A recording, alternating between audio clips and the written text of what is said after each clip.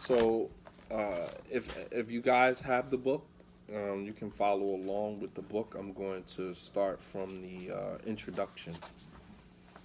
I'm going to start with the introduction. At some point, I'll read through the autobiography. Okay. They 15 cents a piece.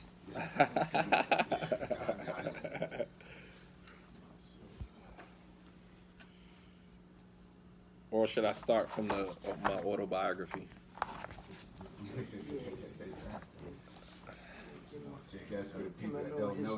A little history. Okay, cool. I'll go there. I was a little reluctant to do that, but It'll bring them right up to appreciate the book.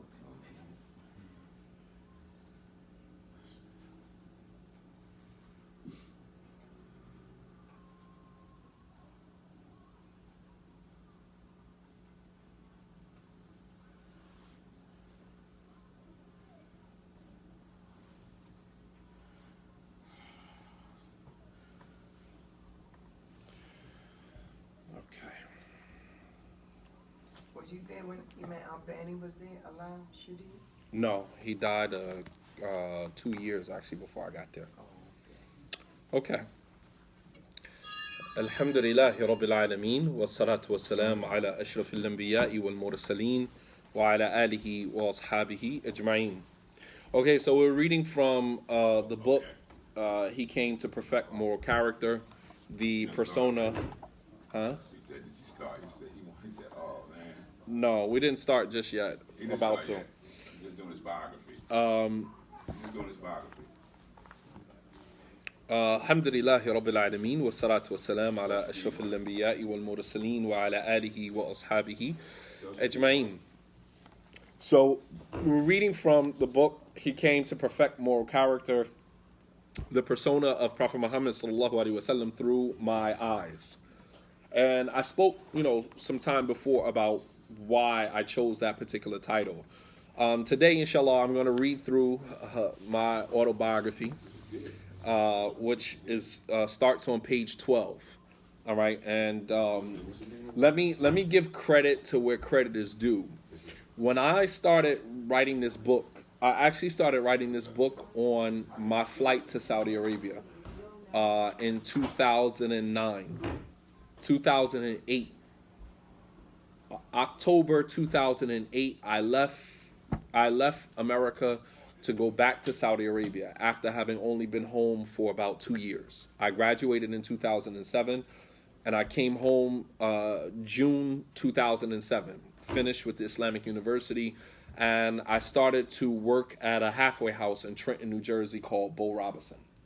I mean, what coffee? He said, what coffee do you like? Because he's at Starbucks. Just tell him give me a caramel frap with 2 shots of espresso. A caramel frap with 2 shots of espresso.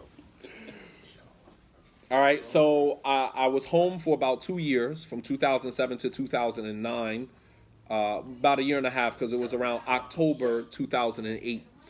And Okay, I get you. I decided to leave America and go back to Saudi Arabia, but this time going back as a worker. And I got hired at King Saud University in Riyadh. That's why I said, don't just tell him to come upstairs. Bismillah. He said, was y'all just come upstairs? Or tell them that they got their mic on downstairs. Excuse me? Tell them to check their mic on downstairs. Is it plugged in out here? And who? Khalid? Oh, you got Khalid, all right. So around 2008, I left October 2008 to go back to Saudi Arabia to teach at King Saud University in Riyadh. And on my journey back to Saudi Arabia, the plane ride is 13 hours long. All right. I flew from New York all the way to Saudi Arabia, which is a 13-hour flight. And most of the flight, I usually don't sleep the night before, so I can sleep most of the time there. However, I was so interested in writing this book that I was up for about 8 hours that whole entire flight writing. And so I was basically writing this book. And it started off, I always start my books writing off by hand. It's very therapeutic for me, very cathartic for me to take a pen and a paper and write. It's different than sitting in front of a computer typing, because the computer, I'm one of those people, like I like to be in charge. I like, that feeling of being in control. So for me, writing puts me as an author, it puts me in control, because I control the pen. I control the paper on which the pen is being written on. So for me, it's cathartic. For some people, they think, well, we have computers, why you have to type everything up? You make it extra work for yourself. It's therapeutic for me. Right. I can get my thoughts out more when I'm sitting down with a piece of paper and a pencil writing. Even all of my khutbahs, if you notice, when I stand up and give a khutbah, I always got a bunch of papers in front of me. Most of it is already memorized, Right. but it's the comfort of having the cushion. Like if I make a mistake or I go off, I can always look down at my paper and the information is right there. So I started actually writing this book by hand, while I was on the plane. When I finally got to Riyadh, I was there for the first 3 months by myself. My family wasn't allowed to come until, months later. That's usually how it works. So for the 3 months that I was there, I was basically typing this book up. So I started typing the beginning while I'm writing the end. So when I'm sitting at my desk at work, I'm finished writing the end. And when I got home back to my hotel, I had to stay in a hotel for about 3 months. So when I got back to my hotel, I'm typing up starting from the beginning. So I'm working, this is a process for me. And in the process of me being there, I went to go make Umrah. At the time of making Umrah, Imam Ali Davis was still in Qura University at the time. He was still a student in the university. And every time I used to, even when I was in Medina, when I would go down to Mecca to perform Umrah, I would always spend a night at his house. Him or there was another brother in Mecca along with him. I would just spend a night at their house. And, we would stay up all night going over issues and things like that. I mean, like, there's times where we didn't even go to sleep. They're calling their adhan for Fajr. We sitting here arguing and debating over issues, and they're calling their adhan for Fajr. So I went to visit Ali Davis and told him about the book and, just kind of sharing some ideas with him about it. And he said, you know what? You should put your biography in the book. And at the time, I was like, nah, people don't need to know about my personal life. Right. This is my life. And he was like, no, it said it makes you seem more, personal, and it makes people, want to know more about you and approach you. It makes you more approachable to people when they know about you personally. And so, I kind of toyed with the idea for a little bit, and I was just like, nah, I wasn't in a space where I felt comfortable bearing it all.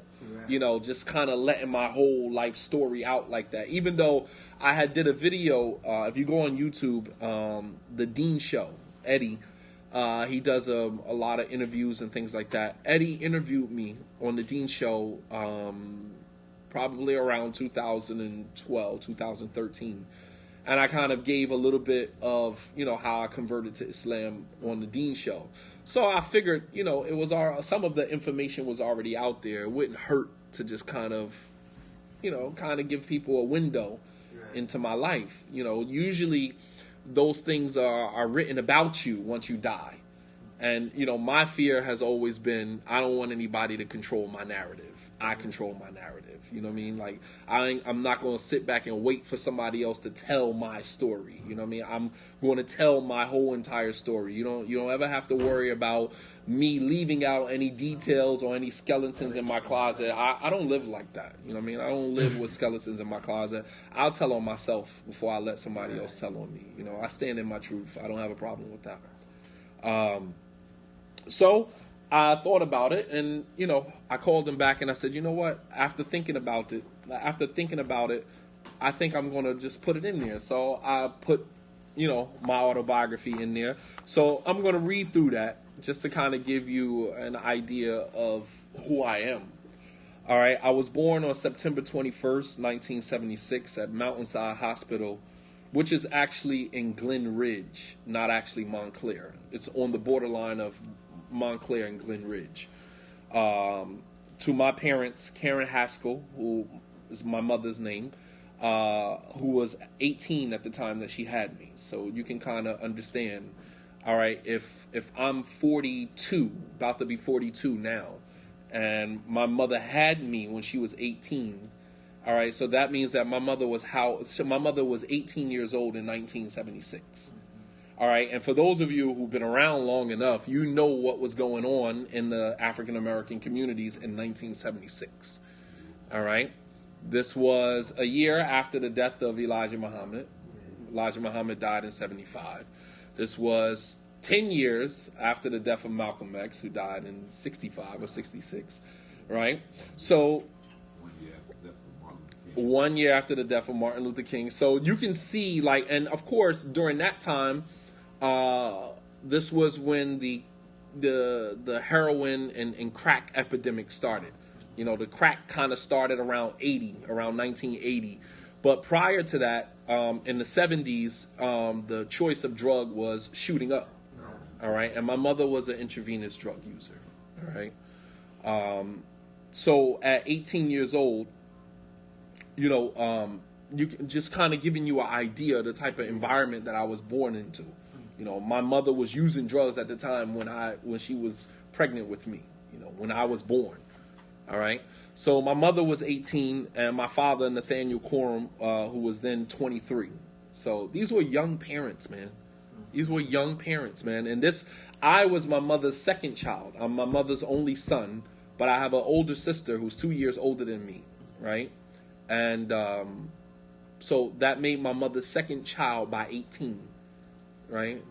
So my mother's first child, my oldest sister, was at 16, right?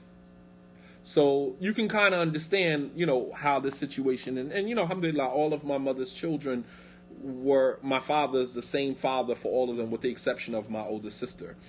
And my legal name is Rajan Coram. A very popular name in the North Jersey region. You know, outside of North Jersey, people are like, Rajan, what does that mean? But I went to school with like 3 Rajans. You know what I mean? It was a very popular name in the Newark, East Orange, the Essex County area. Rajan is a very popular name in that. Rajan, Rashawn, right? I went to school with Rajan, Rashans, Rahims. All of those names were very popular during that time. And since that time, I've had my share of growing pains and adversities growing up in the city of East Orange. I grew up on North 20th Street between Springdale Ave and 4th Ave. So that area of 4th Ave where the masjid is now, that's actually my home. I was raised there.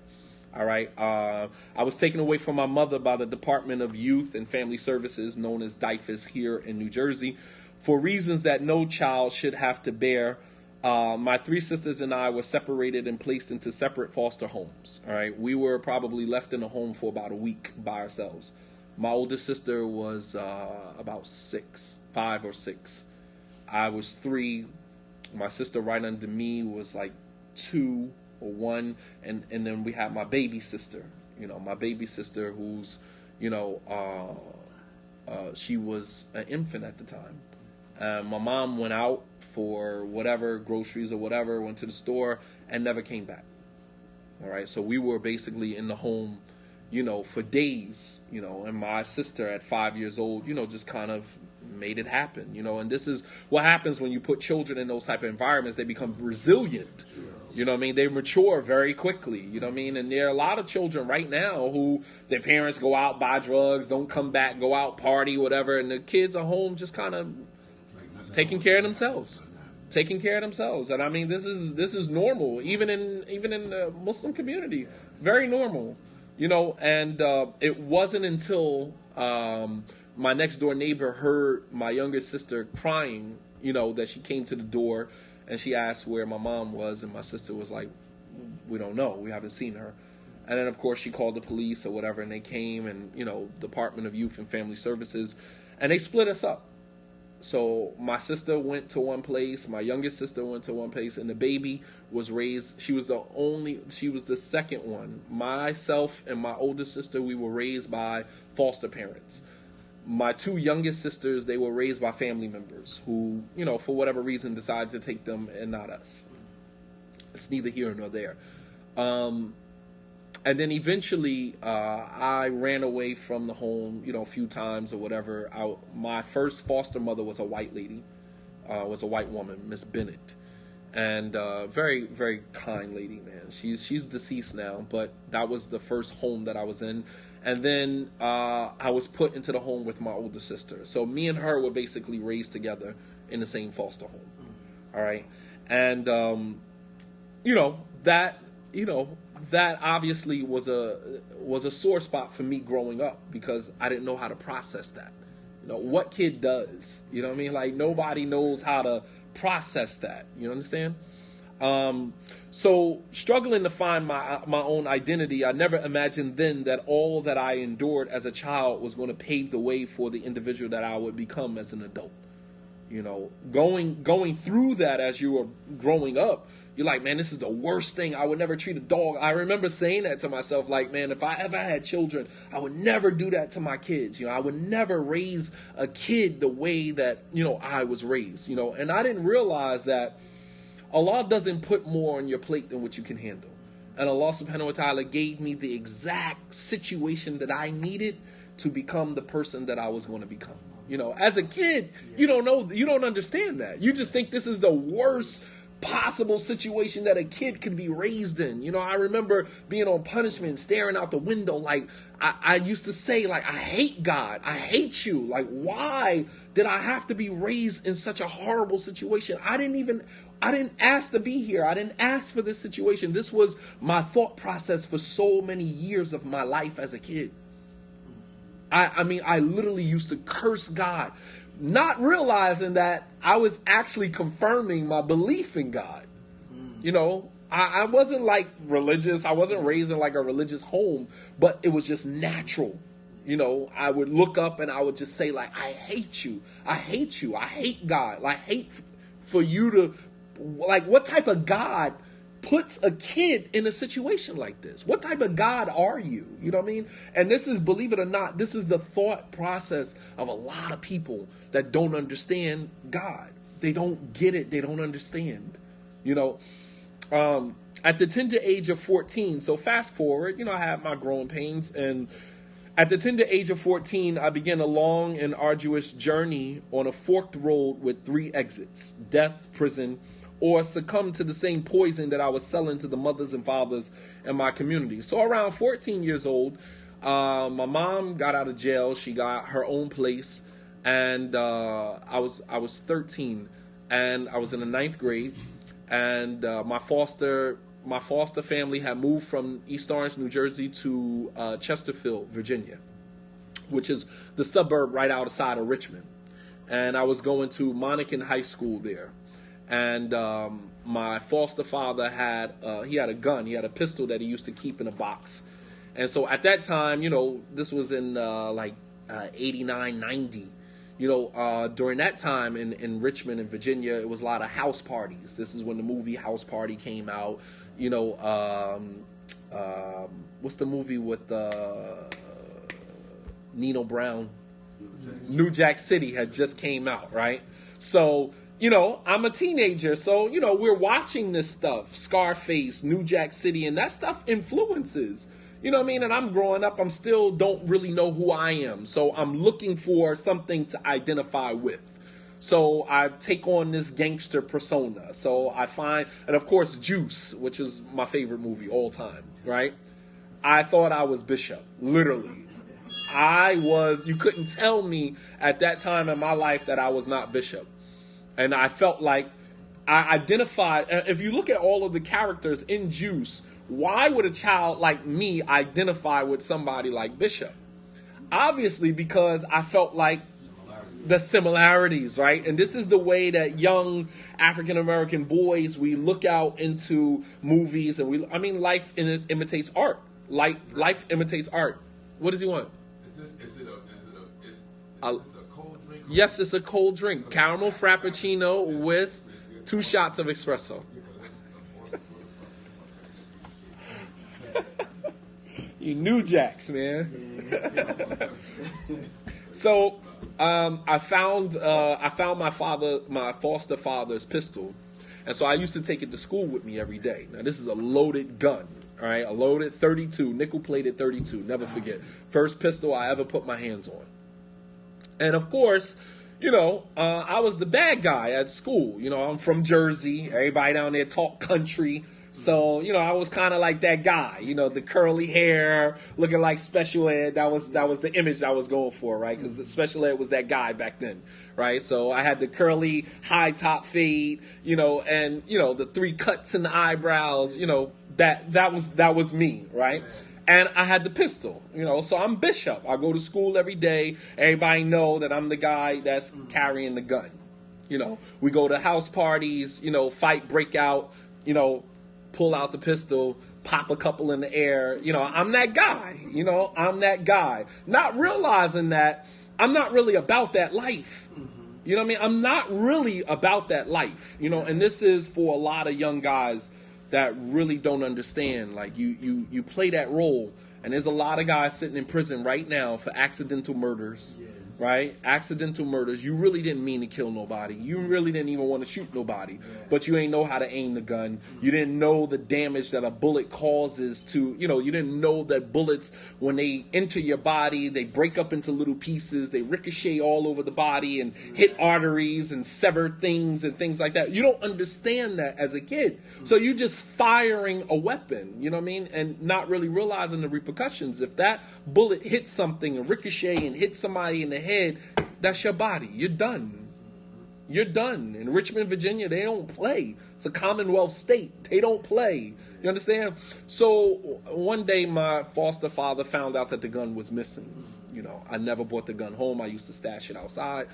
And I came home from school one day and he said, I know you have my gun. I need you to give it to me. This is serious, because he could get in trouble if I do something with the gun. So I took him to where the gun was, or whatever the case may be, and he was like, pretty much that's it. You got to go.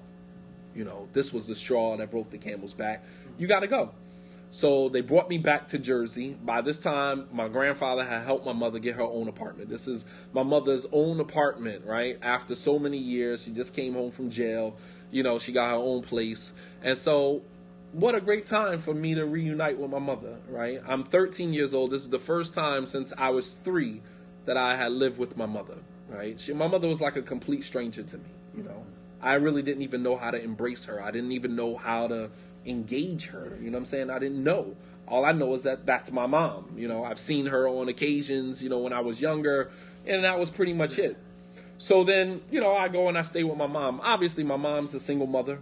My father's still in and out of prison at that time. And there was nothing that my mother could do to contain me, I had a couple of cousins that lived in Montclair that, were, bad boys. They were bad kids, just about that life, about that life. And immediately I linked up with them. And before you know it, I would say within the first 6 months of me moving in with my mother, I was selling drugs. Started off selling weed. We beat the weed man for his money. Oh, we got robbed. Kept his whole stash. Took all of the money that we made from that. My man, who was, Haitian dude who was messing with my sister, he showed us how to get to New York, how to get uptown and buy coke. And from that point forward, that was it, man. We took the money that we got from his weed stash. We started going to New York to buy coke, and that was it, man. I was knee deep in it. By the time I was 14, I had a closet full of sneakers, gold chains, and I was one of them flashy dudes, you know what I mean? Like, I came from nothing. So to have money in my pocket and be able to walk into a store and buy stuff, you know what I mean? It meant everything to me. It was everything. I would spend my last on a gold chain with diamonds in it. I would spend my last on, a Get Fresh outfit, you know what I mean? Go downtown Newark and go get fresh. That meant everything, and so at the tender age of 14, I began a long and arduous journey on a forked road with 3 exits. In that lifestyle, you have to understand from the very beginning, there's only 3 ways out of that. You're either going to get murdered, you're either going to go do a lot of time in prison, or you're going to start using the drugs that you're selling. And there's a ton of guys that I know right now that was selling drugs with me at that time when we were 14, and right now at 40 something years old, complete crackheads. Right now. I mean, to the point where they're unrecognizable. I wouldn't even recognize them. You know, you ride through the same old neighborhood, the same ones. You know, I remember we were 14 and we were going up to New York to buy coke and bottle it up and sell it. And now you're a straight up crackhead. You're using the drugs. I mean, the sad thing about it is that sometimes that happens even while you still in it. Right? You don't even realize that a guy 16, 17 years old is now sniffing coke, sniffing heroin, until one day, you know, he's, you know, yo, can I get a couple? And you're like, what? I mean, I'm talking about 16-year-old dudes that ran with me that was sniffing heroin. You know, alhamdulillah, by the permission of Allah, I never used any of that. You know what I mean? Marijuana, you know, alcohol, whatever, but that wasn't really my thing. You know what I mean? That wasn't where I was about money. I wasn't about getting high. You understand? So while getting high was recreational, I was more so trying to look the part. You know, I was trying to look the part. And, you know, I said I fell victim to one, I escaped one, and I dodged one for a period of time until it eventually caught up for me. It caught up to me. I said, as for the one that I escaped, it was the noxious disease of addiction. Alhamdulillah, I escaped addiction. And being born to a mother who was using drugs, we was considered crack babies, which means that we have a predisposition to, you know, drug use and abuse, meaning anything that a child born to parents who use drugs, they're already predisposed to that. So that means that anything that we use, we're going to abuse it, because there's already a predisposition there. So for me, it was a mercy from Allah subhanahu wa ta'ala that I didn't like, you know, smoking weed. I didn't like drinking. You know, I didn't like taking pills. I mean, it was good for the high for the moment, but once I sobered up, I felt horrible. You know what I mean? And it was only a matter of time before I just said, you know what, to hell with that. I'm not even with that. But you had other guys that weren't as fortunate and succumbed to it. And till this very day, are crack addicts, are heroin addicts, that drugs that they can't kick. You know, and so for me, alhamdulillah, Allah subhanahu wa ta'ala spared me not to become attached to that. So I never was addicted to drugs.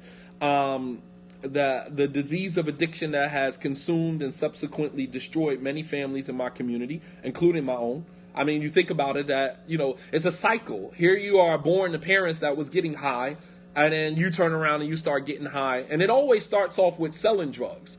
I remember working at the halfway house, and I used to laugh at a lot of the drug dealers that come in the halfway house and they sit back from this place of privilege, like, they have to go through mandatory. And it's like, the thing is that when you in prison, tough guy, for all you tough guys that go to prison and become tough in prison, when you go to prison, right, in order for you to get to a halfway house, you sign up for that. They don't just assign you a halfway house. You sign up for that. When you meet your bare minimum, right? You 2 years, 3 years left on your parole, right? You go and you sign up to go to a halfway house. All right? And then they interview you, right? My supervisor, Shaheed Shabazz, used to go to the prisons and interview the guys who were coming to the halfway house. Now, during the interview process, they explain to you, you got to go to NA, you got to go to AA, you got to attend these meetings or whatever. And then when you get to the halfway house, man, I ain't going to none of these meetings. It's like, you tough guy, then stay behind the wall. Why the hell you come into a... Right, exactly, max out.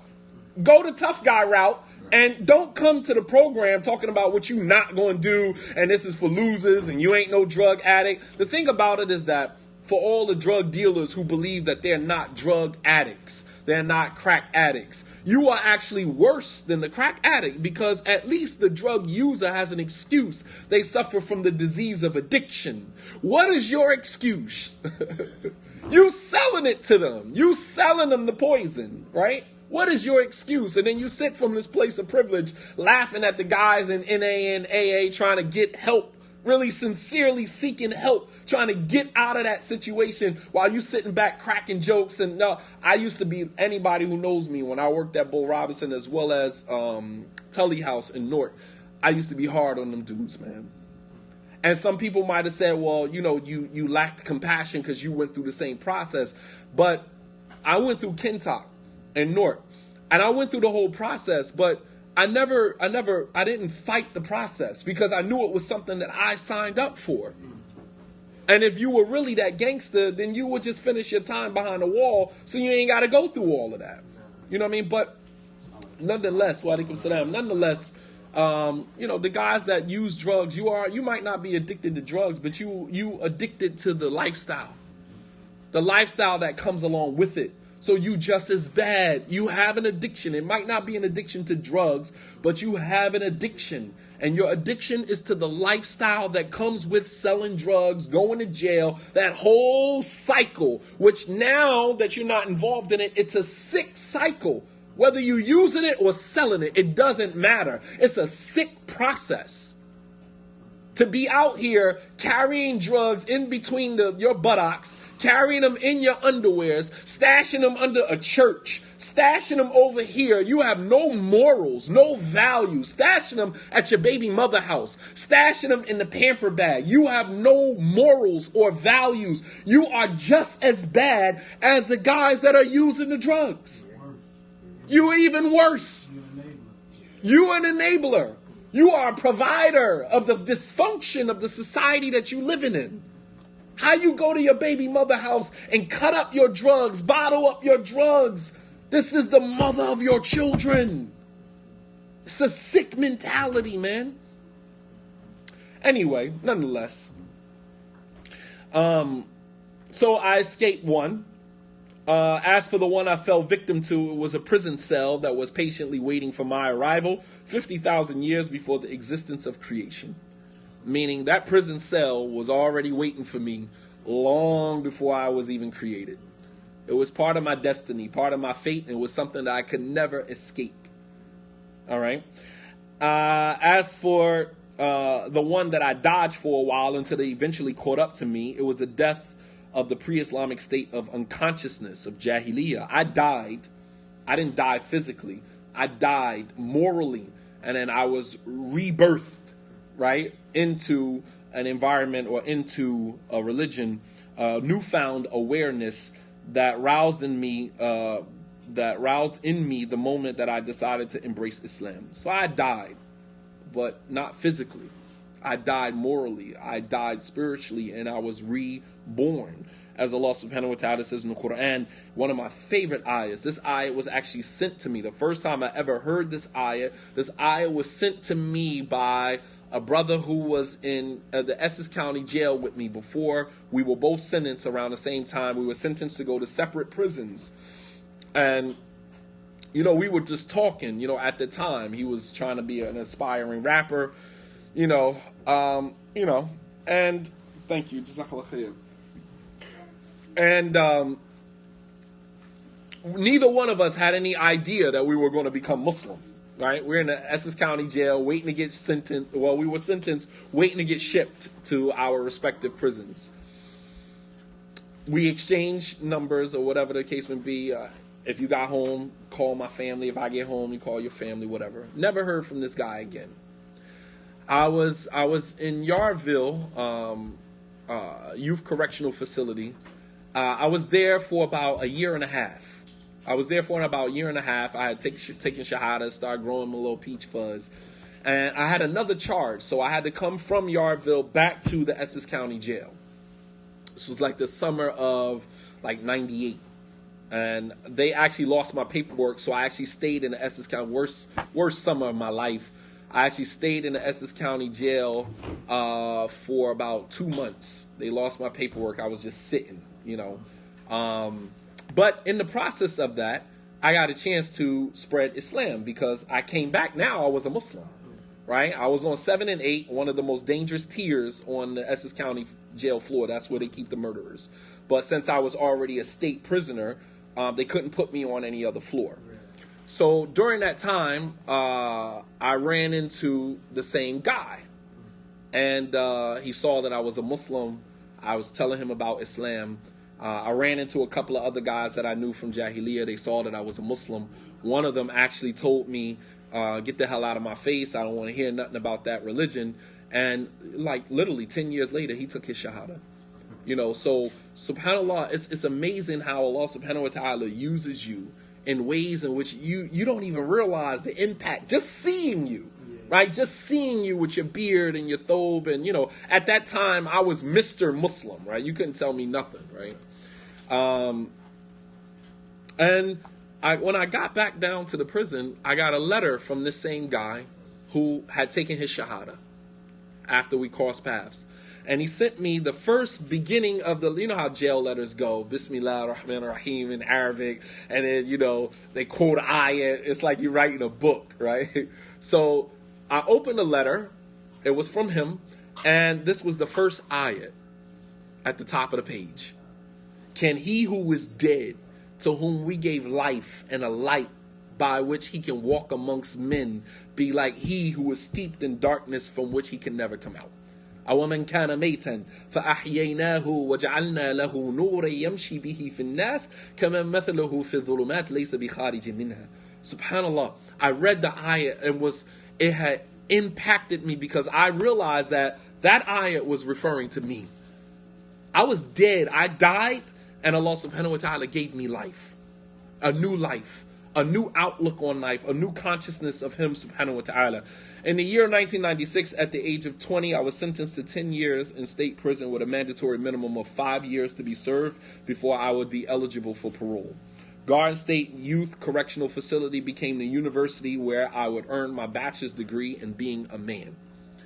As Hitler said that prison is university, is the university for men. This is where men go to college and learn how to become a man. All right, because as a young boy at 20, while you think you know everything, you really know nothing. Because you're down there intermingling with inmates, older men who have been down there for 20, 30 years, who ain't never coming home, who are going to give you drop some jewels on you that you ain't never heard. I never forget, it was a brother from Camden. This is not Saleh, the brother who gave me my Shahada. It was another brother from Camden who was down there for a murder. And I never forget, I was so oblivious, man. It was 4 of us sitting at the table eating lunch. And everybody, I'm talking about I got a skid bid compared to somebody who's doing life. 10 years ain't nothing, right? You got people who serve in life who will do 10 years standing on their head like it's nothing. So I'm asking the brother, how much time do you have? And he's like, I got 20 with a 10, I got 7 years in. I'm like, all right, you getting ready to go home? I'm like, yeah, I got 10 years, and, I got to do 5, and, I already got a year and a half in, and, inshallah, I'm going home. And I said to the brother, so when you going home? He's like, I got life. And I mean, it was just like an eerie silence over the table. I said nothing else after that. There's nothing else to talk about. It's like I got life. I'm never going home. So this is one of them people that you can't have those conversations around because it's a real sensitive situation. And I learned from that, not to be going around asking people how much time they got. That's a stupid young boy move that you learn, you learn from your mistakes. You don't do that. All right. So while in the Essex County Jail, I received news that a close friend of mine had been murdered. So before after I got sentenced, while I'm waiting to be deported, to my respective prison, I received news that a friend of mine, a childhood friend of mine, was murdered.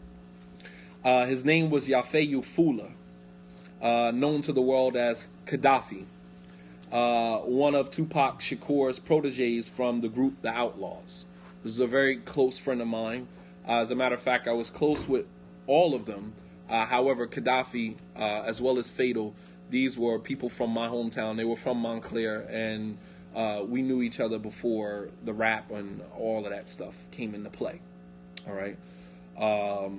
And this set a precedent of contemplation about my life that would eventually determine the tough decisions that I was going to make soon thereafter. So once it was a young female that I was friends with came up to the Essex County Jail, and you know how when you walk into the visiting hall and somebody is sobbing, they could only be sobbing like that for one reason, and that's somebody's dead, And I can feel it. The moment I walked into the visiting hall and I saw her crying, the first thing I said to her, who got killed?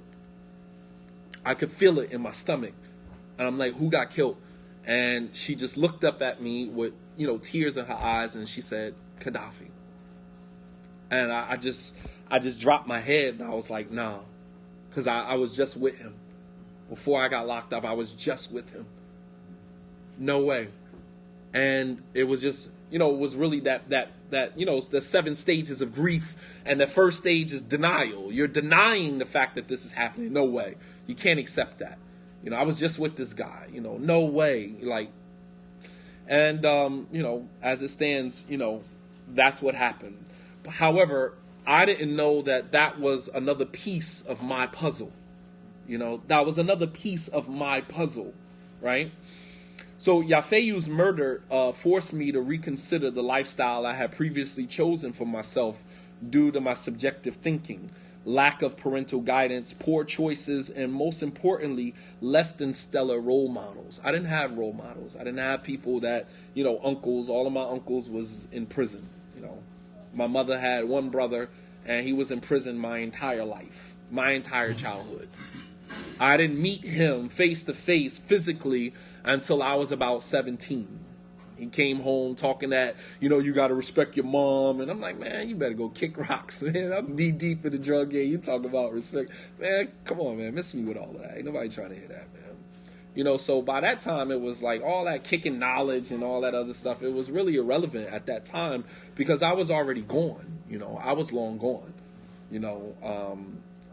Not to mention, months later, he came, send me a page talking about, I go to the cell phone, I go to the corner store to use the phone. He's like, yo, I need you to bring me some drugs. It's like, did you just tell me like you just came home from prison? That's the hypocrisy of the old heads, which is why the young guys in jail and prison, they don't have no respect for the older guys. It's like because you got two faces. 1 minute you're talking about respect your elders and all this other stuff, and then in the flip side, you coming to buy drugs from me. Like, how am I supposed to respect you? You want me to put you on your feet? You know what I mean? Like, how am I supposed to respect you? So, that's how it happens. So, but subconsciously, like many young men in the inner cities, I created imperceptible obstacles for myself. I was my own worst enemy. I kid you not. My thinking, I was my own worst enemy, right? Which prevented me from achieving anything positive in my life. Thus, I was my own enemy while I blamed everybody else for my failures. It was the white man's fault. It was the police's fault. The police don't like me. They out to get me. The white man, the system is all set up for us to fail. And everybody else was at fault except me. Meanwhile, I'm my own worst enemy. I'm my own worst enemy. I kid you not. Yafeyu's mother, Gaddafi's mother, Yasmin, may Allah subhanahu wa ta'ala guide her to Islam. Very, very smart woman, man. Very intelligent woman. She used to be a Black Panther. Her and Afeni Shakur were like sisters. They were very close. And Yasmin is a very, very dear friend of mine, even now to this day. I haven't spoken to her in a few years, but her pain is very deep. Her pain is very deep. That was her only son, her only child. And, her only child was taken away from her, by someone who just didn't regard life, unfortunately. Nonetheless, she said to me on one occasion, she said, man, why are you out here on these streets, man? She said, you're probably one of the smartest kids out there. She said, even more than my own son. She said, Yafeyu ain't going to be no more than what he is. That's who he is. She said, I pray for him, but that's who he is. She said, but you're smart. It's something about you. You're smart, man. You're smarter than this. You need to go to school. You need to get your education. I kid you not. Yo, Yasmin was she was that mother that wanted to see you succeed. When she would drive by and the cops would have us hemmed up on the wall searching us, she would stop in the middle of traffic, jump out and start yelling at the cops, screaming at the cops. These young black men and y'all harassing them and blah, blah, blah, blah, blah. I mean, so she was always one of those people that saw something in you when you didn't see anything in yourself. She was that type of person and still is to this day, man. And So his murder forced me to reconsider my lifestyle. So, once I go back to my cell and I'm sitting there thinking like, damn, if I was just with this guy and, he wasn't a bad guy. Like, he wasn't like malicious. He wasn't like a bad guy. He had pretty decent upbringing, considering his circumstances, but nothing like my own, and I thought that I was probably way worse than him. And I'm like, well, if God took him and left me, then there must be like a bigger plan for me. So these are all of the thoughts that, obviously when you're in prison, you got time to, you in jail, you got time to sit down and think. So I'm thinking to myself like, well, what is it? What is it? So that had me starting to contemplate, another piece of my puzzle. So upon entering the prison industrial complex, I met up with an old friend of mine from the streets named Kasim Davis, Cool Kaz. Anyone who was down Yarville know who Cool Kaz was. Who was serving a sentence for an attempted murder. I remember the day clearly like it was yesterday. Incidents of this magnitude you tend to never forget, no matter how clouded other memories become. When you out in the streets and you see a guy get shot, and you see a guy get murdered in front of you, you don't necessarily forget those images. And this is the thing, like as you grow older and you become an adult and you move into civilian life, if I could use that term, right? As you're working alongside of people, even in the Islamic community, people don't really realize the things that you've witnessed, the things that you've seen, the things that you've been through, you know what I mean? And you're trying to maintain your composure because you know what jail life is like. And I'm not trying to go back there if I can help that. So while you allow people to kind of push your buttons and say things about you and meanwhile, your biggest enemy is yourself. Your biggest struggle is you. I'm not worried about you talking about me. I'm worried about me and what I might do to you. You understand what I'm saying? My fear is me, not you. You understand what I'm saying? And it's unfortunate that a lot of guys that don't come from that background, came from dual parent homes and had a pretty normal life, and grow up in Islam and somehow become Muslim, right? And then they have this privilege of sitting around talking about people and mentioning people's names in manners that are unfavorable, not realizing that the person that you're talking about, I'm not saying me because I'm not a killer, you know what I mean? But anybody can be a potential killer given the right circumstances.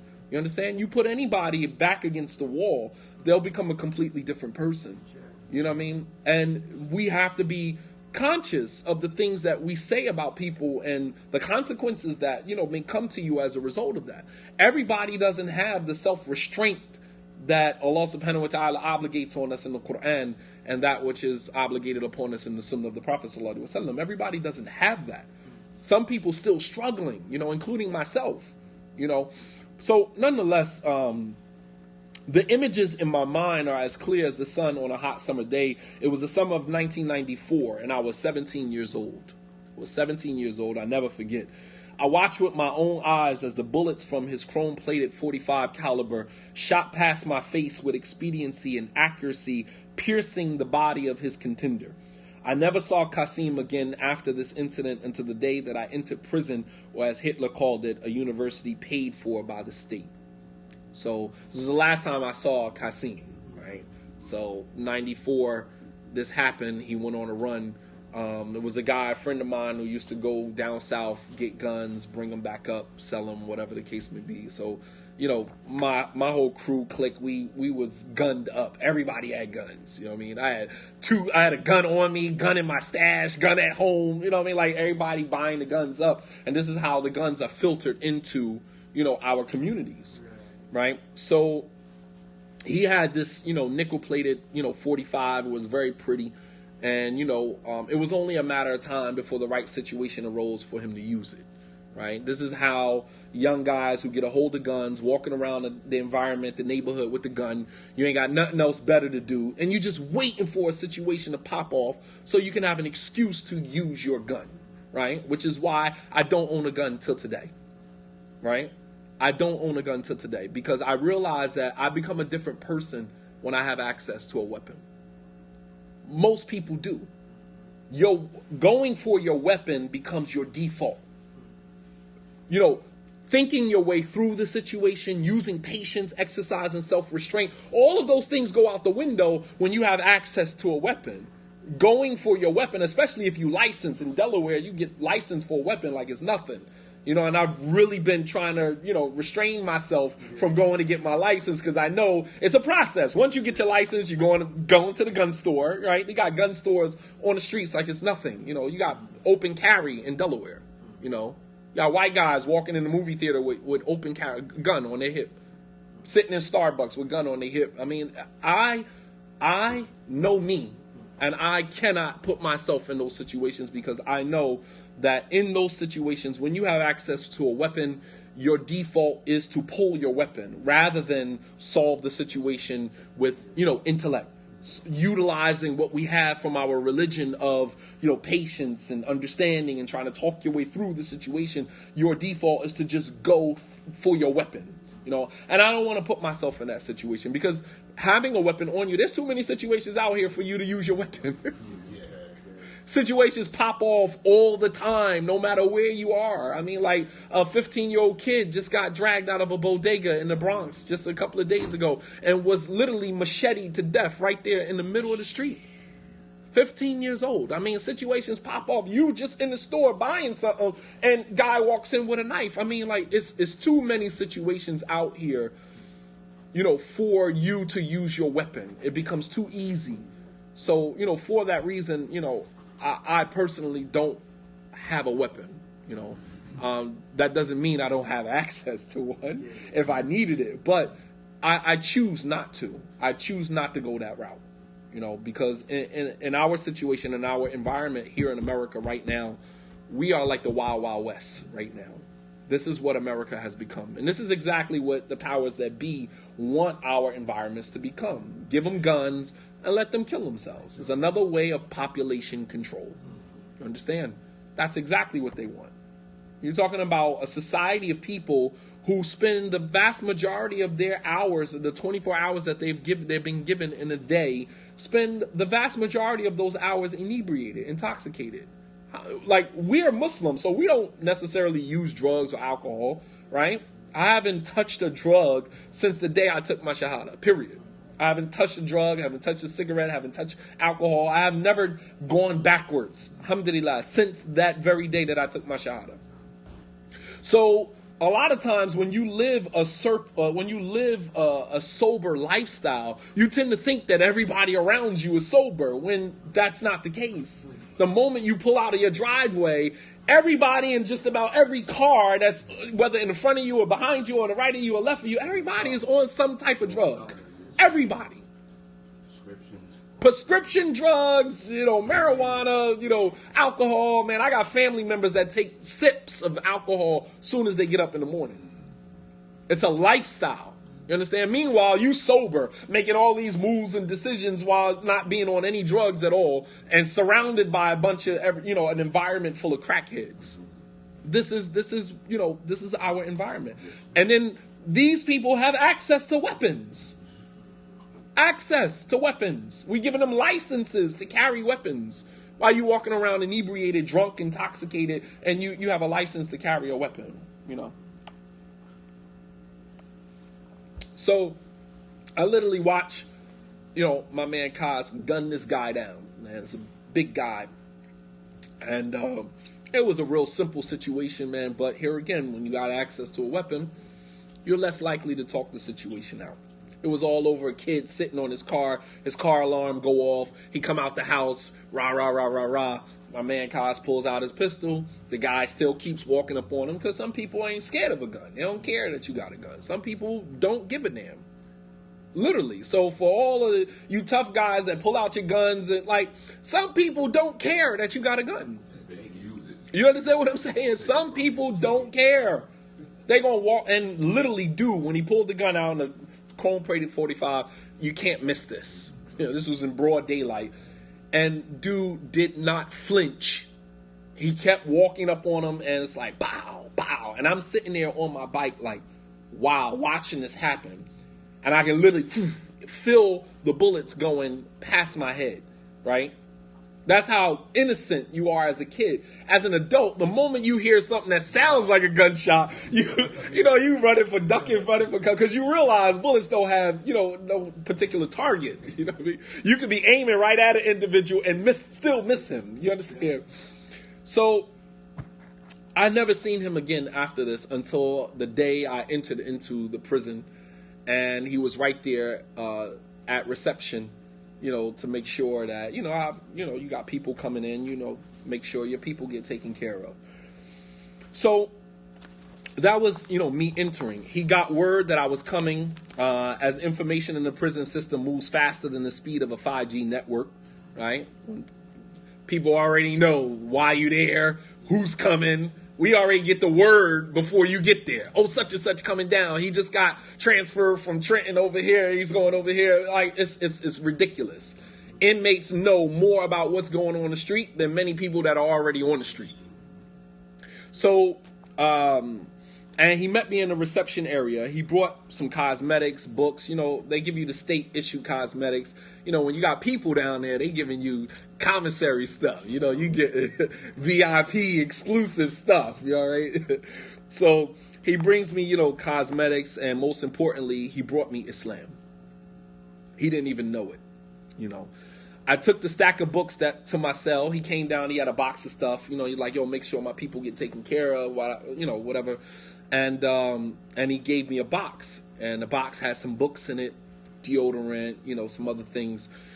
And so I took the stack of books back to my cell, and while examining them a bit closer, I noticed a variety of genres ranging from social political themes to religion. To be exact, the list included, I remember the list of books that he gave me. It was Monster by Cody Scott. I don't know if you've been to jail, you read Monster, right? Cody Scott was a guy from L.A. He was really a monster. I remember reading a book. He got into a shootout in a grocery store when he was with his moms. He's with his mom, and another gang member happened to see him across the aisle. He dips away from his mom, pulls out his gun, and begins firing at the guy from the other aisle. And then he runs out the store, runs home or whatever. His mom gets home. She didn't even know it was him. His mom's like, two guys start shooting in the grocery store. Didn't even know it was her own son. I mean, this is how Monster Cody, a real guy, man. Real guy. So, it was Monster by Cody Scott, Nathan McCall's Makes Me Wanna Holler, Angela Davis's Asada, an autobiography of Asada Shakur, and Abdul A'la al-Mawdudi, Towards Understanding Islam. And last but not least, Alex Haley's The Autobiography of Malcolm X. And I think that's the one that really did it for me. That is the one that did it for me. So this was the books that he had brought me. Now, keep in mind, Allah says in the Quran, Wallahu a'lamu haythu yaj'alu risalata. Allah knows best where to put his message. Allah subhanahu wa ta'ala was guiding me the whole entire way. I didn't know that. The whole, guy, my friend dying, information being brought to me, that impacting, my subconscious, got me thinking in a certain way. Me getting down there, receiving this box of books, and then here at the bottom of the pile is the autobiography of Malcolm X. Right? So, the last book was probably the most influential of them all and would go on to have the greatest impact on me until present.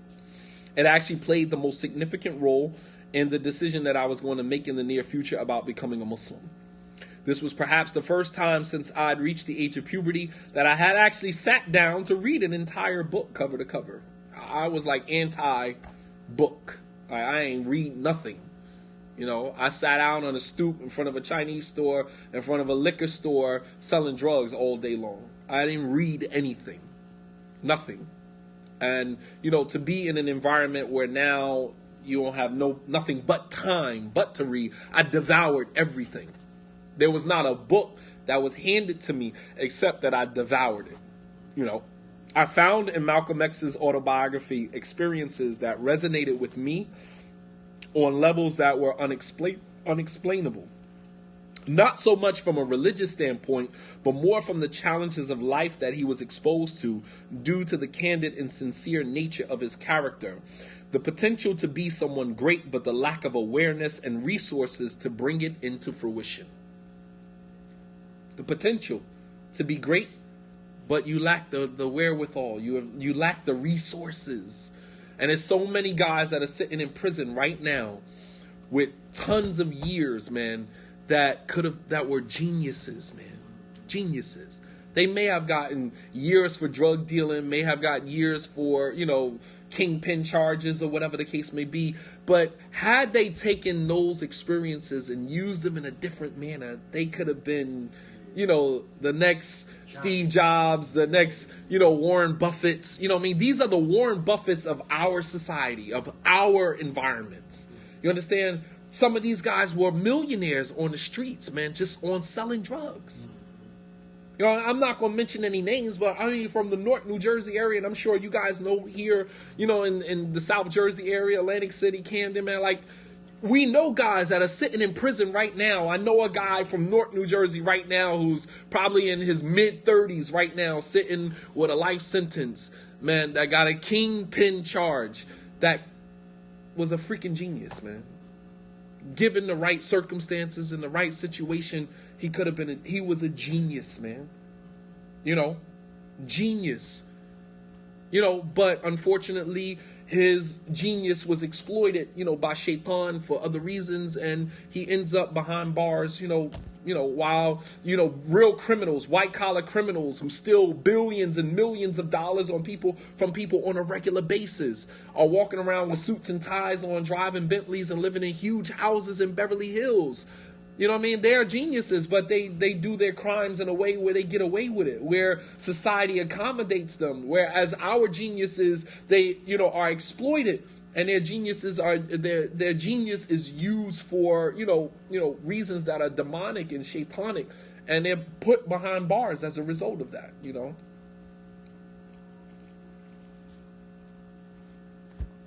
So it wasn't so much from a religious standpoint, but from the challenges that Malcolm X went through and that he was exposed to, and the sincere nature of his character. When you look at Malcolm, he was very sincere. Malcolm X's character reminds you a lot like Umar ibn al-Khattab, just very sincere, very rigid. When they get locked into a certain place, they're sincere. And sometimes their sincerity gets them in trouble. Sometimes when you look at Umar anhu, and sometimes how he interacted with the Prophet ﷺ and angered the Prophet, and how he interacted, it was very sincere. It wasn't malicious. It wasn't like he was doing it in a way where he was trying to undermine the position of the Prophet ﷺ. It was a sincerity. It was a sincerity. Like when he wanted to pray over the hypocrite, and Umar came behind and grabbed him by his toes, like, "Oh, Messenger of Allah, you can't pray over him. He's a hypocrite." And the Prophet said, "Akhira anni ya Umar." Back away from me, Umar. I'm going to pray over him until Allah tell me I can't. Who are you to tell me I can't pray over him? I'm the Messenger of Allah. Like, your boldness, your boldness. But it was sincere. On the peace treaty of Hudaybiyah, Umar went to the Prophet after he signed the peace treaty. He said, "Aren't you the Messenger of Allah?" The Prophet ﷺ said, "Of course, Umar." He said, "Well, aren't we the ones that's on the truth and our enemies are on falsehood?" He said, "Of course, Umar." He said, "Then why do we always got to take the shorter end of the stick? Why?"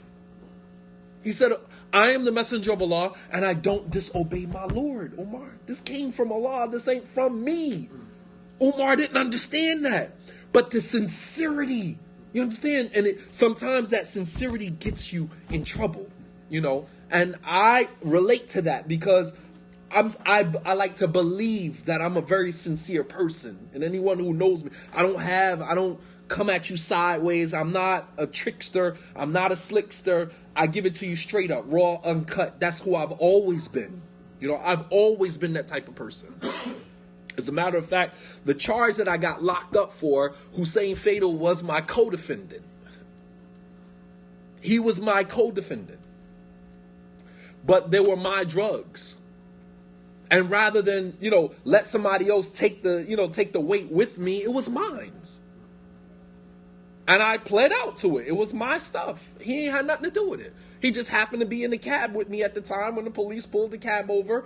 They caught my young guy who was hustling for me or whatever. They would been watching him the whole day. You know what I mean? I go up to him to go collect some money from him. Whoop, they come from all different angles. He just happened to be in the car with me. And they lock all of us up.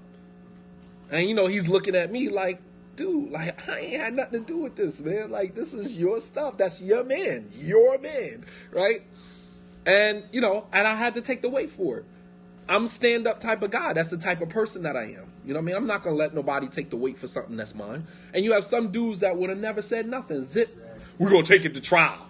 Hey, girl, you ain't taking nothing to trial because you're going to wait until you get behind them doors and you're going to start singing like a mockingbird. Talking about we taking it to trial. Like, it ain't his. Let him go. Cut him loose from the situation and just own it and say it's yours. I'm riding in the car with you. It's your gun. I don't know you got a gun in the car. I'm riding in the car with you. We get pulled over. Cops say, oh, look what I found in the trunk. We're going to take it to trial. We ain't taking Jack to trial because it ain't mine. That's yours. What you mean we taking it to trial? Negroes, you crazy? And then what ends up happening, you don't say anything, and now you become my enemy behind the wall. So when I run into you in the bullpit and I give you the business, you understand what I'm saying? You know what I mean? Like, it is what it is. Or they go to PC. Or they go to protective custody. Yeah, right. You know how that go. Wow. No. That sincerity, man. That sincerity sometimes it gets you in trouble. Even with Malcolm. When he found out what was happening with the Nation of Islam, he didn't know how to process it. He didn't know how to process it. So he started calling him out on it in public in front of everybody. And they had to muzzle him. Right? And so, of course, first they send a letter, okay, you can't give talks no more, right? Similar to what the scholars did to me, right? You look at how that plays out, right? Because now you jeopardizing their enterprise, right? You got in, you was in there. I was Salafi, I was in there. Still Salafi, just not on that type of Salafiyah, right?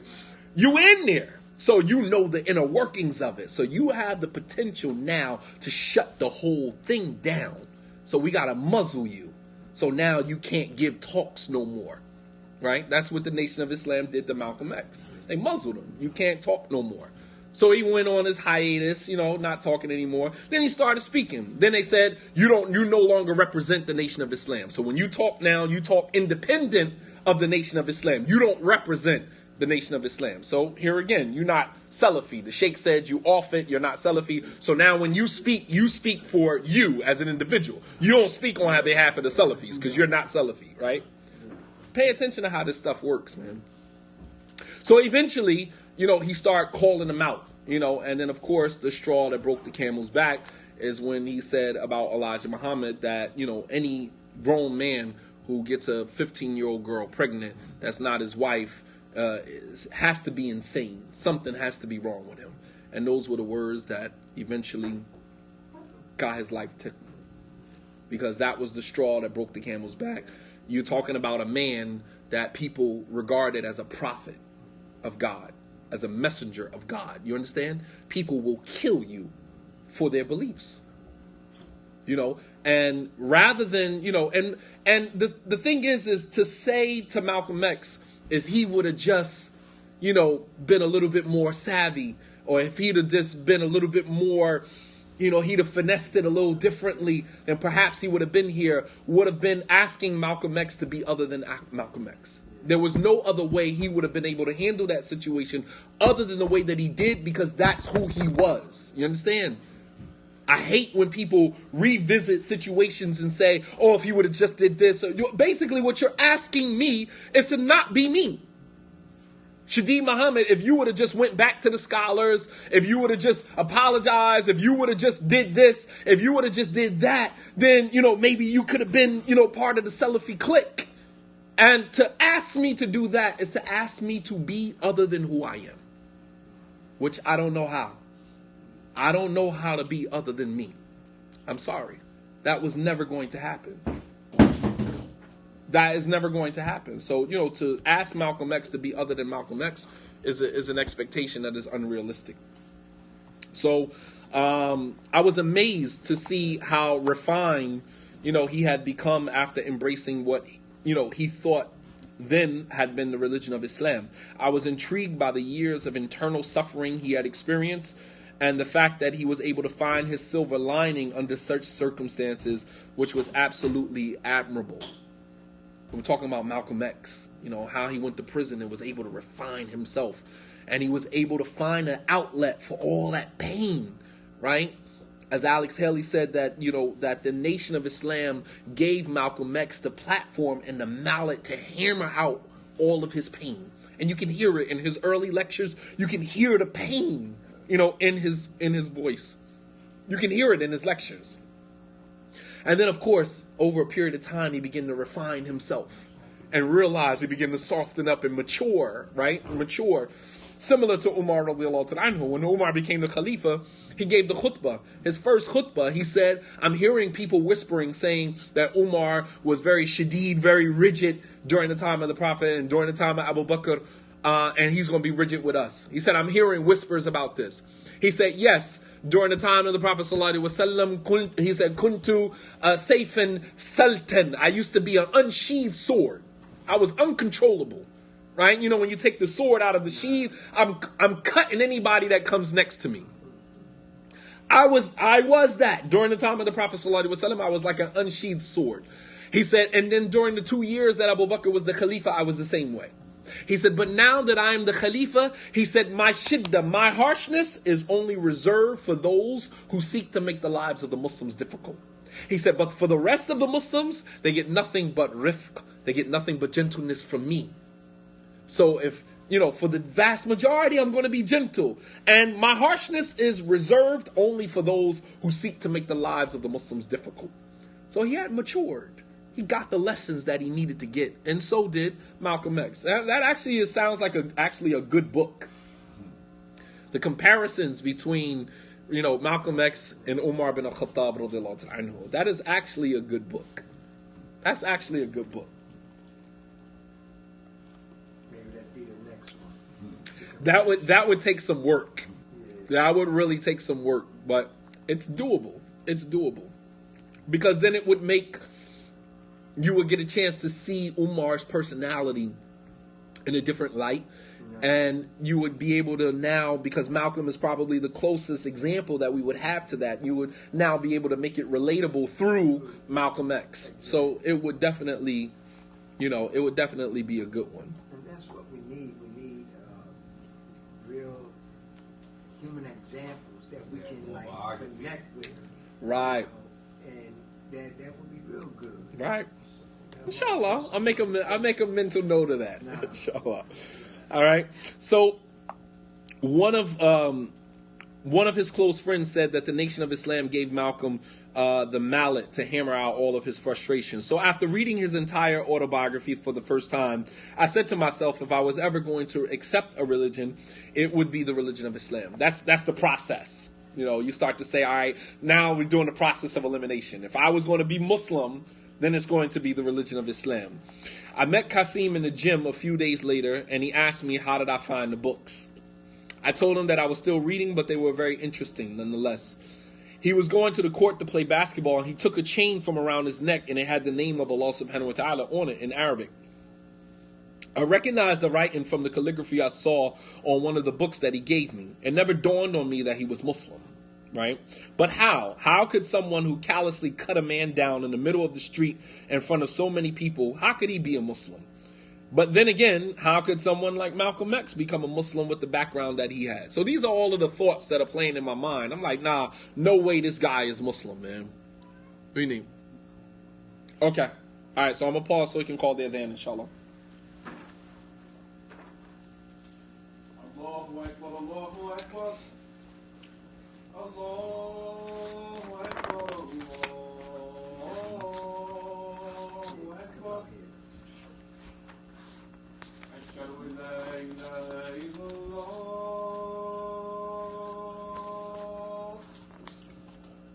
أشهد أن لا إله إلا الله. أشهد أن لا إله إلا الله. أشهد أن محمدا رسول الله.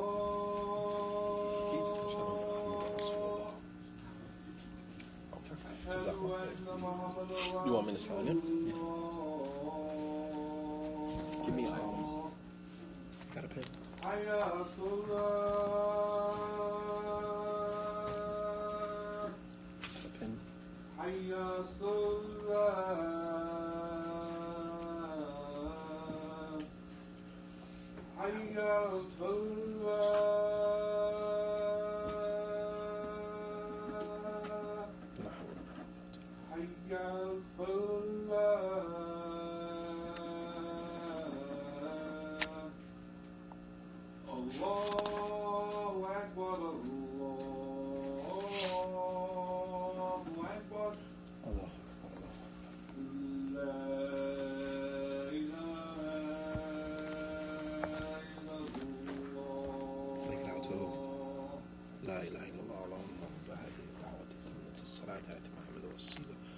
والفضيلة وبعث اللهم مقام المحمود الذي وعد. Cool. Ishaq. Spell it. I-S-H-A-Q. Isaac. I remember. Yeah, tell me that. I'm not sure. Yeah, it's been a while. That's why that video. No, from the youth house. Yeah, that too. I was telling you that. It's been a while. Wow. It's been a while. I've been down here. Wow. I've been down in Atlantic City now for a couple of years, but I've been in Town Zero with my family, with my daughter's mom. I had left Wow. Exactly. From Chancellor, from Irvington. Right. Right. Yeah, Napoleon, he's in Saudi Arabia. Right. And when you speak about Gaddafi, the guy that did that got 37 years in the feds. Oh, really? Just recently? Recently. He Yeah, was yeah. selling I know who he is. Yeah, he was Wow. selling something in Newport News in Virginia. Feds got him some heroin. He had 37 years in the feds. Yeah, that stuff catches up with you. Yep. Right? You beat a body for 7 years and then you get Exactly. jammed up. What you Yeah, saw. that stuff come back to you, man. Okay, so let me just continue up to the point where I take my Shahadah, and then because the autobiography is just entirely too long. It says like 30 pages. There's no way we'll get through all of that. Chapter 3. Okay. So there's a couple of pages that I had marked or earmarked that I wanted to elaborate on. All right. So after reading his entire autobiography for the first time, I said to myself, if I was going to accept a religion, it would be the religion of Islam. So I saw Qasim on a basketball court, took the chain from around his neck, had Allah's name written on it. And I was kind of confused. I was like, there's no way that this guy is Muslim, man. Like that thought never crossed my mind. All of these thoughts were racing in my head, which forced me to ask him very subtly but assertively, are you Muslim? And he replied with all candor, of course I am. And then it all made sense to me. In prison, most street hustlers find their light bulb moment, and I'm guessing that this is where he found his and where I was most certainly going to find mine. All right, here's a guy who the last time you saw him, he was shooting at somebody in broad daylight, and then you see him in jail, and he's Muslim. I read the autobiography of Malcolm X 2 more times from cover to cover, and the more that I read, the more the religion of Islam continued to open its doors to me. I was never a religious person per se, but somehow through all of what I experienced, I still managed by the mercy of Allah to hold on to the foundation that I and every other human being was created with, which is the innate belief that God exists, the fitrah. I just needed to nurture that predisposition by getting answers to questions that have caused me so much internal dissonance and strife throughout my entire life. Questions like, if God exists, why can't I see him? Questions like, if God loves me, then why did he take my mother while I was only 16? My mother died when I was 16, right? If God so loved me, then why was I born to parents who appeared to be more in love with their addiction than their own children? And by far the most important question of them all was, I didn't ask to be born, so why am I here? That was by far one of my, famous questions that I always used to ask, why am I here? I was raised as a Baptist in the foster home that I was placed in, a denomination I would later on denounce when the aforementioned questions could not be satisfactorily answered from the paradigm of Christianity. Prophet Muhammad ﷺ mentioned that every child is born with a predisposition to believe in God. He said that every child is born upon the fitrah, in the natural state, knowing that God exists. but it is his parents that make him a Jew, a Christian, or an idolater. I was baptized and even went to Sunday school on occasions. However, when Christianity could not provide me with the answers to these questions, which essentially offers the human being a foundation upon which their entire worldview will rest, I dismissed the idea of religion altogether. When you went to Christian, pastors and you ask them, why am I here? What is the purpose of life? These are questions that they kind of deflect. They kind of they work around. They don't ever meet you head on with an answer that is satisfactory. An answer that makes you feel like, okay, I'm in the right place. So when that couldn't happen, I just denounced religion altogether. I said, man, to hell with all religions. I know I believe in God. That I held on to that, but I didn't affiliate or associate with any religion whatsoever. I held on to my intrinsic belief that there's no God, even though I had yet to discover a system or a way of life that would provide me with the opportunity and platform to express my spirituality. That is essentially what religion does. Religion just gives you the platform through which you can express your spirituality. As you can see, I was spiritual. I believed in God, even though I didn't have a particular religion. All right, religion just provides you with the obstacles, it provides you with the platform, whereby you can express your spirituality. I express my spirituality through prayer. I express my spirituality through dhikr, through the recitation of Quran and other aspects that we have in our deen, by which you can find your way in whatever you find easy for you to do. That's what you stick with.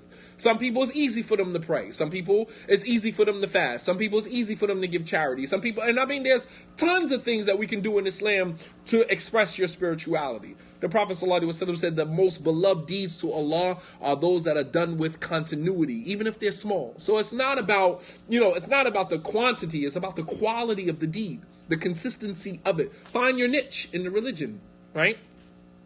So the more that I read about Islam, the more questions I asked, the more I became clear about these issues which had beleaguered me for such a great portion of my life. I learned that the only reason that I can't see God is because of his magnificence, and his beauty is so great that if he was to remove the veil from his face, which separates him from his creation, its beauty and splendor would burn up everything in the heavens and the earth. This is why Allah subhanahu wa ta'ala told Prophet Musa when he inquisitively requested that he show him himself, and Allah told Musa, you will never see me. قَالَ لَن تَرَانِي. You will never see me. All right. I also learned that the reason why Allah took my mother while I was only 16 is because death is an inescapable reality that we all must experience. Allah says in the Quran, كُلُّ نَفْسٍ ذَائِقَةُ الْمَوْتِ. Every soul will taste death. So when you ask the question, if God loved me, why he take my mother? If God loves me, why he take my grandmother? Those are not legitimate questions, because the fact of the matter is that everybody's going to die. So what do you wait until God takes your soul and say, well, if God loved me, why did he take my soul? Why did he remove me? Everybody is going to die. That's an inescapable reality. So that whole idea that if God exists, why did he take my mother? Why did he take my father? Why did he take my grandmother? Everybody is going to die. That is the only consistent reality in our entire lives. The only thing that is consistent in our life is death. And as paradoxical as that seems, it is. That's what it is. The reality of life is death. Period. I learned that the answer to one of the most important questions that just about every non-Muslim contemplates, but oftentimes the thought gets dismissed before it starts to burden the psyche to provide it with answers. I learned that the purpose in life was the sole reason for which I was created, and that is to serve Allah subhanahu wa ta'ala. We always ask, well, why am I here? I didn't ask to be born. Why am I here? We are here to prove to God that we are worthy of creating us. Our gratitude to Allah subhanahu wa ta'ala. We are here to serve him in hopes that we can prove to Allah subhanahu wa ta'ala that we are grateful for the life that he gave us. Allah says in the Quran, I did not create وَمَا خَلَقْتُ الْجِنَّ وَالْإِنسَ إِلَّا لِيَعْبُدُونَ. You can't imagine the level of solace and tranquility this verse brought to my heart. All throughout my life, I never had an answer to why I was here. Nobody could ever answer that question for me. Why am I here? And to read that in Islam and to read that in the Quran, that I only created you to serve me, it brought so much peace and satisfaction to my life. It was like my life was just about complete at that point. All right. And I have been asking this question over and over and never received a convincing answer up until now. Qasim invited me to the prison, Masjid Bilal, where the Muslim chaplain who used to come from the outside to teach and educate the Muslims about the essentials of their religion. His name was Mujahid Salam from Camden, New Jersey. Mujahid Salam from Camden, New Jersey. And Mujahid, he accepted Islam at the hands of, what's his name? Somebody help me. No. No. Keep going. Old head from Camden. What's his name? Ali Sapan. Arabic teacher. Ali Sapan. You understand? Ali Sapan ran with Muhammad, the Muhammad's father. Anwar and Anis's father from Philadelphia. Ali Sapan used to go to some of the masjids in Philadelphia to try to get them to come to Camden and teach Islam. That's how bad. Ali Subhan, may Allah subhanahu wa ta'ala preserve him. Ali Subhan is largely responsible for Islam in the South Jersey area. Make no mistake about that. From Camden to Atlantic City to all of this area down here, very much responsible for a lot of that, believe it or not. Nonetheless, Mujahid Salam, he was the imam that used to come in from the outside to teach us. He was also in Yardville at one point and, changed his life and came back, and now he was the chaplain in the prison. All right. He was a living example that a Muslim could leave the prison institution and become a productive, practicing Muslim citizen of society. So I went up to him on one occasion and heard the most amazing concept in which I had already believed. Later on, I found out that this was the core principle upon which rests the entire religion of Islam. And this concept was that of monotheism, la ilaha illallah. As you could imagine, I was beginning to connect the dots quicker than I could create them. It all starting to make sense to me now. On another occasion, I went to the masjid and the in-house imam, a very genuine brother named Saleh from Camden, New Jersey, was giving a lecture. He was serving a 40-year sentence with a mandatory minimum of 20 years for an alleged murder. He had been in prison since 1989, and this was now 1997, and I still believe that Brother Saleh is still incarcerated till this day. He spoke about the concept of La ilaha illallah, and there were a number of non-Muslims who, just like me, came to listen. All right, there was a whole bunch of non-Muslims sitting in the back of the masjid, and I was one of them. Listen about more about this strange religion that turned hardened criminals into some of the most educated and refined gentlemen that you could ever see in your life. When he finished his lecture, he asked if there was anyone present who wanted to take their Shahadah, which is the testimony of faith that brings one into the fold of Islam. At the tender age of 20 years old, I felt that by accepting the religion of Islam, I would be depriving myself of a life that, in actuality, I was trying so hard to get away from. A life that had shown me no mercy up to that point, a life that I loved dearly but did not love me back, a life that was in fact a mirage for anyone too unconscious and spiritually immature to see its underlying reality. Allah says in the Quran, and those who disbelieve, their deeds are like a mirage in a desert. When a man parched with thirst mistakes it for water, until when he comes upon it and he finds it to be nothing, and there he only finds Allah who will pay him his due, and Allah is swift in reckoning. This is the life of the disbeliever. We see it like a mirage, right? And then when we get closer and closer and closer, we start to see the reality that the only thing that is consistent is Allah subhanahu wa ta'ala, is God. However, it was a life that I had grown so accustomed to that even though I was aware of its many perils, there was still a part of me that wanted to hold on to it. True life begins at the ends of one's comfort zone. True life begins at the end of your comfort zone. And what I didn't know at the time was that the reluctance that I was experiencing was normal for anyone trying to step outside of the box created by fear and deep insecurity. at that last very moment, right before you're about to take Shahadah, you go through this period of fear and insecurity. You know, what am I going to lose? What about this? And what are they going to think about me? And in reality, when you sit back and you peel back the layers, you realize that none of them people gave a damn about you, right? Why do you put so much emphasis on what people are going to think about you? We're talking about people who never wrote you a letter, never put a dime on your books, never came to see you, never had anything to do with you. Once you're out of sight, out of mind. But yet, that very moment when you're about to embrace Islam, you worried about what they gonna think. What they gonna think when I get back to the hood with a beard. What they gonna think when I tell them that I'm Muslim. And these are all of the thoughts that are going through your mind. And these are the people that you shouldn't even be caring about, because they don't give a damn about you. You worrying about the streets. The streets show you no love. None. But we care so much about it. We care so much about the people who care so little about us. We care so much about things that don't give a damn about us. Why? This is your salvation. Why is that so important? What other people are going to think about you? How are you going to go back to the hood, as a Muslim? How are you going to go back like this? So what? What have they ever done for you? What? How many people I done put money up for bail? Nobody ever bailed me out, ever. Nobody. I put money up for so many people to get bailed out. Never. Because the person who has, or the person who people believe that they have, right? They are the ones that people least help. They get the least amount of help from people, right?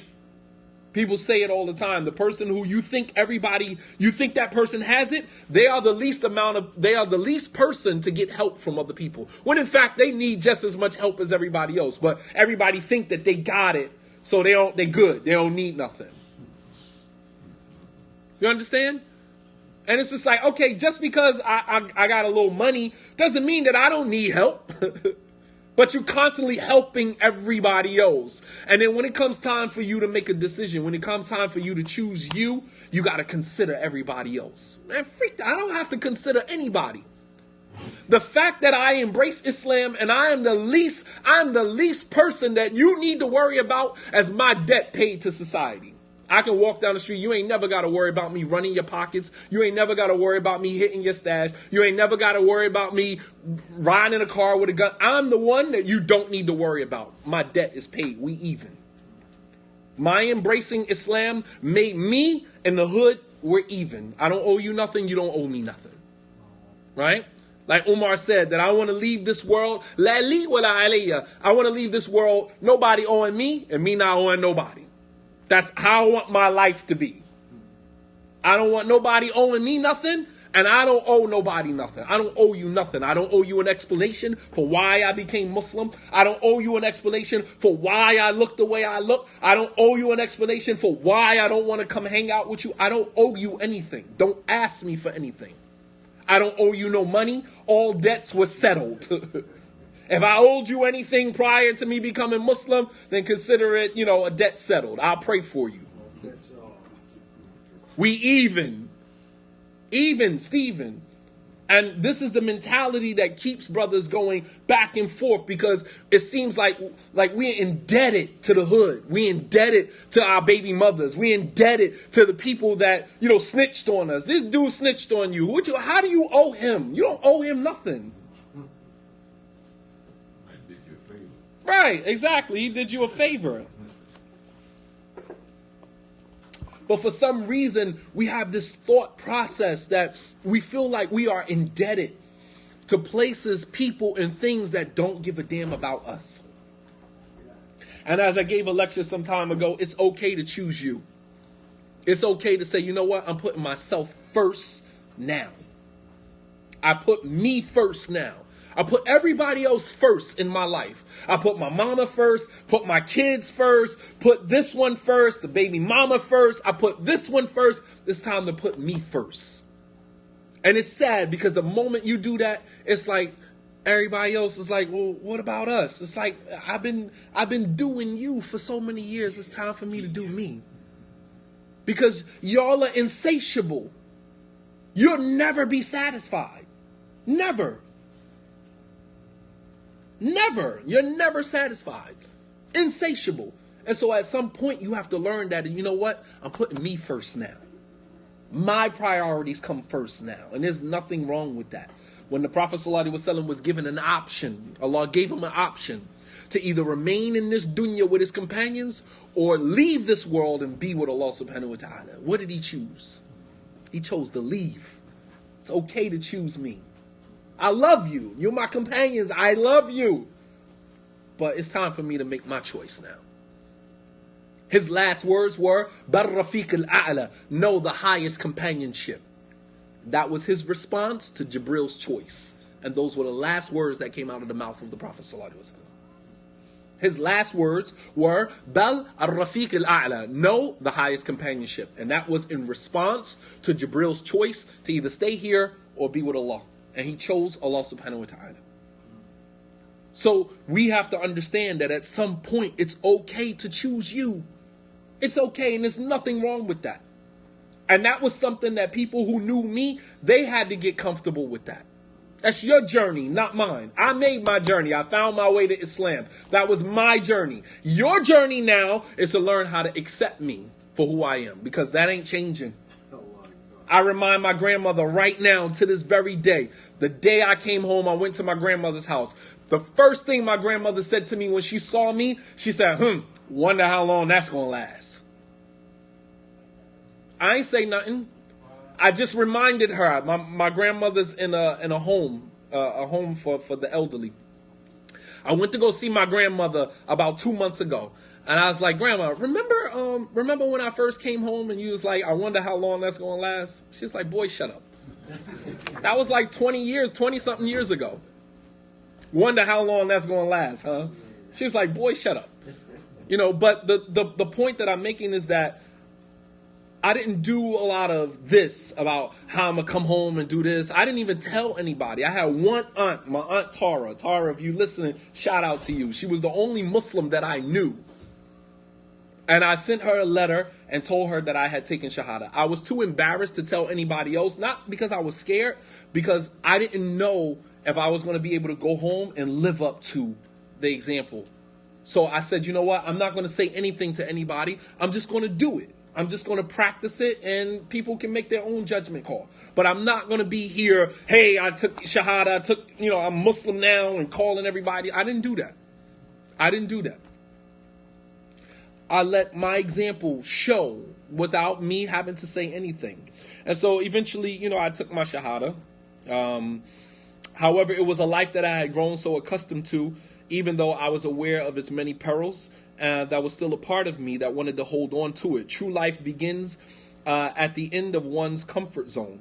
And what I didn't know at the time was that the reluctance that I was experiencing was normal for anyone trying to step outside of the box that was created by fear and deep insecurity. It reminds me a quote of Marianne Williamson, who said, "It is our light, not our darkness, that most frightens us. Our deepest fear is not that we are inadequate. Our deepest fear is that we are powerful beyond measure. As we are liberated from our own fear, our presence automatically liberates others." Powerful. It is not our darkness that we fear, it is our light. We are afraid of how brilliant we are, how genius we are. We are afraid of how good we can actually be if we apply ourselves. We're not afraid of the darkness, we're afraid of our light.